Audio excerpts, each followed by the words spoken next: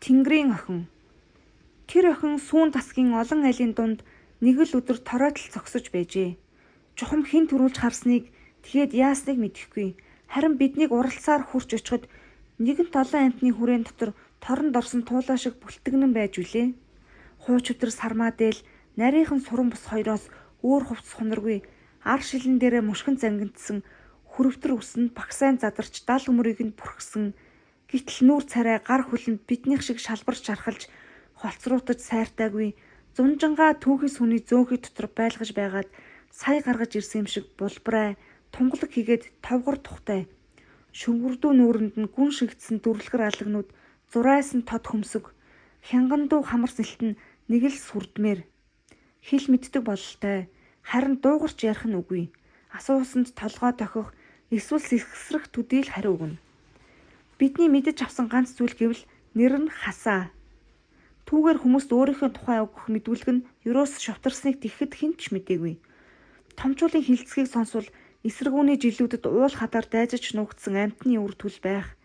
Цаадхан тэгээд нэг бол үхэж үгүй бол олон дотор хүний ёсоор аж түрэг гээд үүнийгээ ятгаж явуулсан байх гин. Хасааг гэртээ байлгаж биедээ тасгах бүр үргэж авах гэсэн хүн нэг бус. Манай аав ээж хүртэл ганц охиндоо ижил хийх юм болж орон гэртээ хонуулж дураар нь байлгах гэж үзв. Даанч бүтсэнгүй. Өнөөх л хүний өдөөс ам ангайдаггүй хэвээр. Дээр нь бас мал хард урд үгүй, ажил үйлсэд санаачлаггүй гайхмаар. Хүн л дуудаж оруулахгүй бол ямар нэгэн зүйл ирж хин нэгнийг хүлээх мэт хитэн цагаар гадаа зогсчихно. Тэгээд хаа нэгтээ хүний дуу гарах төдийд давхийдл цочин эргэж харах нь гим хийсэн мэт орох байх газраа олж ядсан шинжтэй. Нэгэнт идээшж тасахгүй амтныг яа гэхв хүчилж барьсангүй. Тинхүү айлаас айл дамжин явсаар сүүл тийшээгээ үр хүүхдгүй нэгэн айлд овоо тогтох аястай болж ирэхэд цаад ирэм хоёр ч охинтой болов хэмээн хөөрч баярлжээ.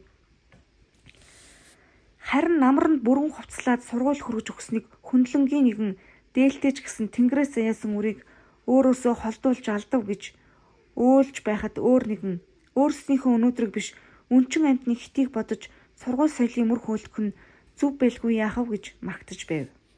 Сургуульд очиод бүртгүүлэх үед нэрээ нэг юм хэлэхжээ болсон боловч овог оноохоор эцэг буюу ихийнх нь нэрийг хичнээн шалгаагаад хэлүүлж чадсангүй.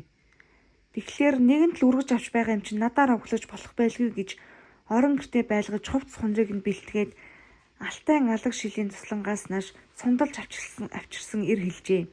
Гэтэл өнөөгч нийлт урвайж бүр дургуйц хаястай байна гин. Үүнийг хараад охинтой болов хэмээн хөөрч байсан сайхан сэтгэлд ир төдийгүй тэнд байсан бүх хүн гомдож хүний хүн хүрэн бөөртэй гэдгэл эндээ хэмээц гэжээ. Энэ үжнийг шартай багш овгоо мэдэхгүй. Гэтэл бас үргэж авсан эцгээрээ овоглуулах дургүй. Яачихсан амтэн бэ? Аль эсвэл чи хүнээс төрөөгүй тэнгэрээс унсан юм уу гэж ирээд загнаж гартал нэгэн алиар нээрээ чийлээ тэнгэрээс л унаад ирсэн болж таарлаа. Тийм үү гэсэнд өнөөх чин үл мэдэг мушилзаж толгой дохих аядав гин шүү. Үүнийг хараад шартай ир улам тогширч байхад алиа ир улам задгарч за яадг юм бүгдээрээ л мэдэж байгаагаас хойш эзэн нь өөрөө хүсэж байгаагаас хойш тэнгэр эсгээр нь овглоод бүртгэж орхив гэснээр үнэхээр л Тэнгэрийн хасаа гэд биччихжээ. Тэр цаг мөчөөс хойш бүрэг дугай мөртөл цаанаа л цэмцгэр өнчин амтныг өхөөрцсөн гоочлсон бүхэн Тэнгэрийн охин гэдэг болж мөнөөхнөр яванда жинхэнэ нэрийг нь орлохтой хүрхэн тэр. Охин эрдэм номдооч базаалттай сурсангүй. Өнөөх л наана урд үгүй хайнга юм шиг мөртөл цаанаа алсыг ширтэн гэгэлзэж нэгийг хүлээн зөвхрөх мэт байдал нь дахил янзаараа. Харин харсаар байтал суг өсч дээр нь бас бүхнийг сангаас эдэлтгийн хувьд хизээд бүрэн шинэ хувцс хундраг өмсдөг болоод ч тэрв угийн цэмцгэр дээрээ уламж сүр нэмж анги сургуулийн сорн гэмээр сонтгоо сайхан амтан болоод байлаа. Зуны амралтаар эхэндээ өнчтийн тусланд явдаг байснаа сүүлдээ ухаан орсныхун өнөө өргөж авна хэмээн хөл хөрцөг болж байсан хоёр дээрээ очдог болжээ. Нэг зун тэднийдээ тийхүү очиод байж байснаа гинт алга болж хойхон сонсвол хадамд гарчээ. Тэр нь тэгээд хэн байв гэвэл нэглээс хойш юмсанж шин цагийн тэргүүн баяны ганц хүн юмыг чаддаг бараг л ид шидтэй гэмээр овсгоотой залуу. Эхэндээ өнчин охины амны гიშгтэйг хойхон баяны бэрийн ажил үйлс муутай гайхсан үг яриа чих дэлсэн. Бас хойнд болбол алга болсон гин. Ердөөл гів гинт гарч ирсэн шигээ гів гинт алга болжээ. Баг сумын захиргаанд хэл ирж тэндээс хүмүүс ирэлт мордоод олсонгүй. Харин баахан таамаг цуу яриа л үлдэв.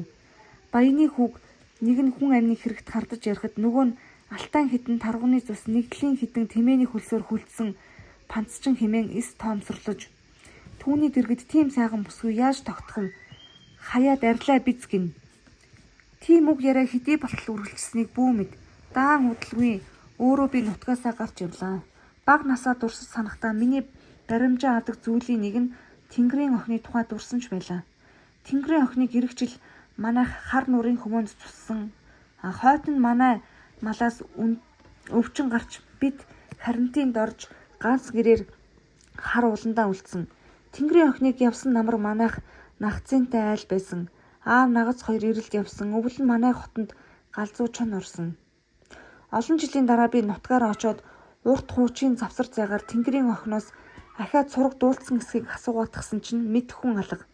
Тэгэхээр нь дургу хурч энэ нутагт тийм нэгэн байсныг мартсан эсвэл бүр дуулаач үгүй юм шиг юм биш үсттэй гэж хэлэхдээ үнэн байдал миний амнаас их дүүцгийн эрхэнд алдууран тэр үгэнд тийм айхтар тохирохын чинээ даанд сансангүй.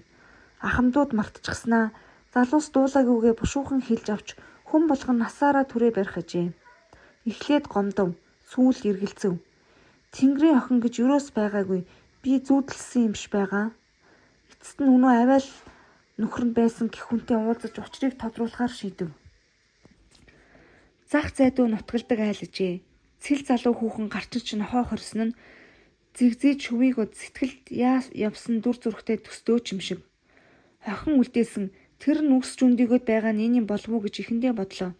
Сүүлд мэдвэл харин тэр айлын эзэгтэй хэдэн жилийн өмнө тууварч явахдаа дөрвөд нутгаас дагуулж ирсэн эхнэр нь юмсанжээ. Гэрийн эзэн өвлж өгөө янзлж байгаа маргаашнаас ирэх болов уу гин.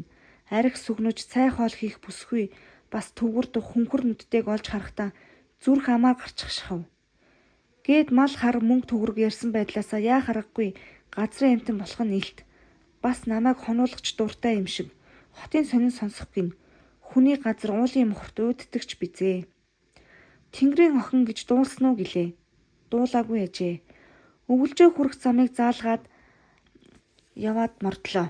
Нар хариугүй жаргах тухиж би ихэд согтож чамайг заавал олно. Тэгээд Тэнгэрийн охин гэж бас дуулаагүй гэвэл гэрээс чинь арх унсан яадгийн гэж байгаад авхсан тавина гэж бодож байлаа. Яаж ирснээ юу хийснээ мэдэхгүй нэг сэхэн орвол одод яриасан шүнийн тэнгэр дор бууц ханхалсан хадны өвөрт хин нэгэнтэй ноцолдож тэрбэр тийм Тэнгэрийн охин миний зүүд байсан юм бас чиний зүүд байжээ гэж тангаргалах шивших мэт орилж гасалж байлаа.